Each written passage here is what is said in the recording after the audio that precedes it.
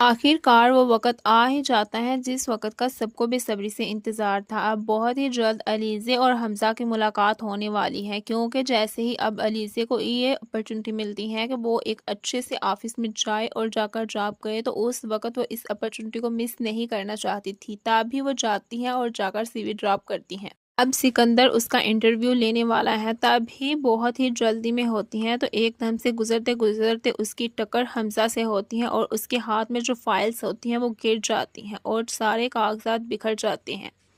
اب حمزہ نیچے ہو کر اب پکڑنے لگتا ہے اور جیسے ہی وہ کاغذات اکٹھے کرنے کے بعد پکڑانے لگتا ہے تو دیکھتا ہے کہ سامنے کوئی اور نہیں بلکہ علیزے ہیں، تو اس وقت اسے یقین نہیں آتا کیا واقعی میں یہ سب کچھ سچ ہے۔ تبھی وہ ایک دم سے اسے دیکھتا ہی رہتا ہے، مگر علیزے نہ تو اس شخص کی طرف غور کرتی ہیں اور نہ ہی اتنا دھیان دیتی ہیں کہ کون ہے جو مجھ پر احسان کر رہا ہے، میری ہیلپ کر رہا ہے۔ تبھی وہ کاغذات پکڑ لیتی ہیں اور شکریہ ادا کر کے آگے بڑھ جاتی ہیں، مگر حمزہ وہاں کا وہاں ہی اٹکا رہ جاتا ہے۔ حمزہ بہت ہی زیادہ خوش ہوتا ہے کیونکہ صبح جب گھر سے واپس آیا تھا تو اس وقت بہت ہی زیادہ غصے میں تھا، مگر جیسے ہی اب گھر جاتا ہے تو اس کی خوشی کا کوئی بھی ٹھکانہ نہیں ہوتا، اور یہ سب کچھ اس کے سارے گھر والے نوٹ کرتے ہیں۔ ایک ایک فرد، ایک ایک ممبر اسے دیکھتا ہے اور کہتا ہے کہ حمزہ آج بہت خوش لگ رہا ہے۔ تبھی حمزہ کہتا ہے آپ لوگوں کو پتہ ہی کیسے لگ رہا ہے، میں تو ویسے ہوں جیسے ٹپیکل ڈیز میں ہوتا ہوں۔ اب حمزہ کی ماں کہتی ہے کہ اگر تم نہیں بتانا چاہتے تو ہم تمہیں انسسٹ نہیں کریں گے، کیونکہ میں اپنے بیٹے کو خوش دیکھنا چاہتی ہوں۔ میرے لیے سب سے بڑھ کر یہی ہے کہ تم بہت خوش ہو، اس سے بڑھ کر اور مجھے کیا چاہیے۔ اب حمزہ دل ہی دل میں سوچتا ہے کہ اب واقعی میں اس لڑکی سے اتنی محبت کرنے لگا ہوں کہ اس کے سامنے آنے پر بھی مجھے اتنی خوشی ہو رہی ہے کہ میرے چہرے کی خوشی ہر ایک کو نظر آ رہی ہے، یہاں تک کہ میں یہ بات جانتا بھی ہوں اس کی شادی ہو چکی ہے، اور یہ سب کچھ، یہ ایکسائٹمنٹ، یہ اس سے ملنا، اس سے بات کرنا، اسے سامنے دیکھنا فضول ہے۔ اب نہ تو میں اس سے اور نہ ہی وہ مجھے حاصل کر سکتی ہیں، ہم ایک دوسرے کے نہیں ہو سکتے، مگر چلو میرے سامنے تو ہوگی، ایٹ لیسٹ مجھے اس بات کی تسلی تو رہے گی۔ ایک طرف جہاں بہت ہی جلد علیزے اس کے سامنے ہوئی ہے، وہاں ہی دوسری طرف بہت ہی جلد حمزہ کے سامنے یہ راز بھی کھلنے والا ہے کہ علیزے کی شادی نہیں ہوئی۔ اب حمزہ سے یہ بھی ویٹ نہیں ہو رہا کہ نیکسٹ مارننگ کیسے ہو اور میں جا کر علیزے کو دیکھوں، اس کا دیدار کروں۔ اب جیسے ہی اگلا دن ہوتا ہے تو وہاں آفس میں تو حمزہ چلا ہی جاتا ہے، مگر اب علیزے کے ہی بارے میں سوچتا رہتا ہے، مگر پھر وہ نہ جانے کیوں علیزے کو کال کر لیتا ہے اور کہتا ہے کہ میرے آفس میں آئے۔ علیزے آفس میں آتی ہیں تو حمزہ سے کوئی بھی بات نہیں ہو رہی ہوتی، تبھی علیزے کہتی ہیں سر آپ نے مجھے بلایا ہے؟ تبھی حمزہ کہتے ہیں ہاں مجھے کچھ کویسچنس کرنے تھے، کیونکہ یہاں رول ہے اور ایک اسکیجول ڈسٹرب نہیں ہونا چاہیے، تو کیا آپ کے بچے یا میرڈ ہیں؟ تو تبھی یہ بات سن کر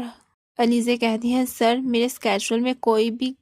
یا کام میں ڈسٹربنس نہیں ہوگی، مگر پرسنل لائف میں اپنی دوستوں کے ساتھ ڈسکس کرنا پسند نہیں کرتی۔ اب حمزہ کو اس بات کا علم تھا کہ یہ لڑکی بہت ہی کھڑی ہے اور بہت ہی کھڑی کھڑی باتیں بھی سنا دیتی ہیں، اس لیے مجھے اس طرح اسٹریٹ کویسچن نہیں کرنا چاہیے تھا۔ اگر وہ خود کو روک نہیں پا رہا ہوتا، وہ جاننا چاہتا ہے کہ آخر شادی کے بعد ہی کیوں جاب کر رہی ہے، ایسی بھی کیا مجبوری آن پڑی ہے اس پہ، کیونکہ یہ ایسے تو ہر چیز سے غائب ہو چکی ہے، مگر یہاں آفس میں لگتا ہے اس کی زندگی میں کوئی مسئلے مسائل ہیں، بہت ہی بجھی بجھی اداس سی لگتی ہے۔ آخر یہ اپنے شوہر کے ساتھ خوش ہے بھی کہ نہیں، وہ آخر کو یہ جاننا چاہتا تھا، مگر علیزے جیسے ہی یہ بات کرتے ہیں تو تب حمزہ کی ہمت نہیں ہوتی کہ وہ مزید سوالات کرے۔ اب علیزے یہ ساری باتوں کے جواب دیتی ہیں اور گھر چلی جاتی ہیں۔ جیسے ہی چھٹی ٹائم گھر جاتی ہیں تو اس وقت پھر لے کر انوشے کی تصویر کو بہت ہی زیادہ روتی ہے اور کہتی ہیں کہ مجھے تمہاری اور امی کی بہت یاد آتی ہے، آخر تم کیوں چلی گئی یہاں، تمہیں اس طرح اپنی جان نہیں لینی چاہیے تھی۔ ڈٹ کر مقابلہ کرتی ہم دونوں اس شخص کو ڈھونڈ لیتے، اس کے گریبان سے پکڑتے اور اسے کٹہرے میں کھڑا کرتے، اس سے سوالات جوابات کرتے کہ آخر کیوں تم نے یہ کیا، ایک تھپڑ کے بدلے تم نے اتنی بڑی حرکت کر دی۔ اب دوسری طرف جیسے ہی علیزہ یہ سارے خیالات سوچ رہی ہوتی ہیں تو اس کے کندھے پر کوئی آ کر تھپکی دیتا ہے اور کہتا ہے کہ علیزہ تم تو بہت بہادر ہو، تم نے تو میری تکلیف کا بھی بدلہ لینا ہے، اتنی جلدی تم ہمت کیسے ہار سکتی ہو۔ اب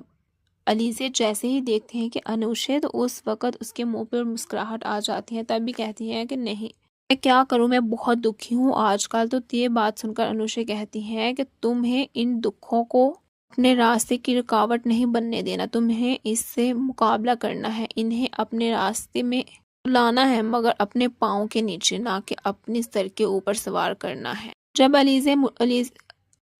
انوشا کے منہ سے یہ بات سنتی ہے کہ تمہیں ان دکھوں کو اپنے راستے میں لانا ہے مگر ان پر سوار نہیں ہونا، اپنے سر پر سوار کرنے کی بجائے اپنے پاؤں کا یہ راستہ بنانا ہے، تو اس وقت علیزہ یہ بات سن کر ایک دم سے اپنے آنسو صاف کر کے اس کی طرف دیکھنے لگتی ہے۔ کیا دیکھتی ہیں کہ وہاں انوشا ہے ہی نہیں، تو اب علیزہ اپنے آپ سے پرومس کرتی ہیں اور ڈیسائیڈ کرتی ہیں کہ نہیں، آج کے بعد رونا نہیں ہے، ڈٹ کر مقابلہ کرنا ہے، مجھے ابھی بہت محنت کرنی ہے اور اس شخص کو بھی ڈھونڈنا ہے جس نے میرا پورا خاندان اجاڑ کر رکھ دیا، میرے گھر کی خوشیاں تک چھین لی، صرف اور صرف ایک تھپڑ کے بدلے میں مجھے اس کے گھر کی خوشیاں چھیننی ہے۔ اب آہستہ آہستہ ایسے ہی وقت گزر رہا ہوتا ہے، اب حمزہ ماورا کو اپنے آپ سے بہت دور کر چکا ہوتا ہے، امایا اب حمزہ کی زندگی سے چلی گئی ہوتی ہے، مگر دوسری طرف اب حمزہ کو اس بات کا بھی علم ہو جاتا ہے کہ علیزہ کی شادی نہیں ہوئی، تو جس دن حمزہ کو اس بات کا علم ہوتا ہے تو اس وقت حمزہ اس حد تک خوش ہوتا ہے کہ اس کی ایسے اجری دنیا ہی بس گئی ہو، تو اس وقت وہ سوچتا ہے کہ اب وہ وقت آن پہنچا ہے جب مجھے علیزہ کو پرپوز کرنا ہے، اسے شادی کے لیے پوچھنا ہے۔ تبھی وہ علیزہ سے پوچھتا ہے تو اس وقت علیزہ اسے صاف صاف منع کر دیتی ہے۔ تبھی یہ بات سننے کے بعد حمزہ علیزہ سے کہتا ہے کہ آخر انکار کرنے کی وجہ کیا ہے؟ شاید لڑکیاں تو اس طرح کے خواب دیکھتی ہیں کہ کوئی امیر زادہ آئے انہیں بیاہ کر لے جائے، مگر تم سب سے ڈیفرنٹ ہو، مگر میں یہ جانتا تھا،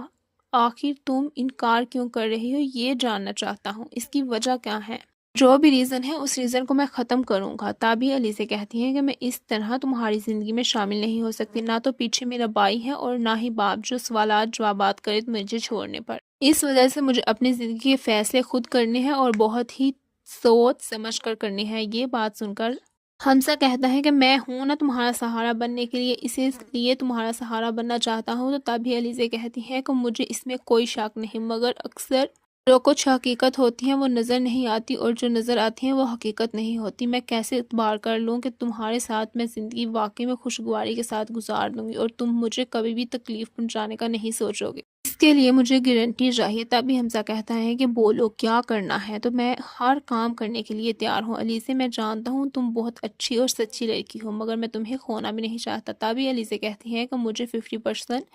شیئرز چاہیے اس کمپنی میں سے۔ اب حمزہ ایک دم سے چپ کر جاتا ہے کیونکہ وہ جانتا تھا کہ وہ اس اکیلے کا فیصلہ نہیں ہو سکتا، اگر اس نے علیزہ کو اپنی زندگی میں شامل کرنا ہے تو اسے اپنی فیملی کے خلاف سٹینڈ لینا پڑے گا، کیونکہ وہ تو پہلے بھی علیزہ کو بہو بنانے کے لیے راضی نہیں ہو رہے، مگر جب انہیں پتہ چلے گا کہ اس طرح شیئرز اس کے نام کرنے ہیں پھر تو وہ کبھی بھی نہیں مانیں گے، اس لیے مجھے کچھ ایسا کرنا ہوگا کہ وہ لوگ مان جائیں۔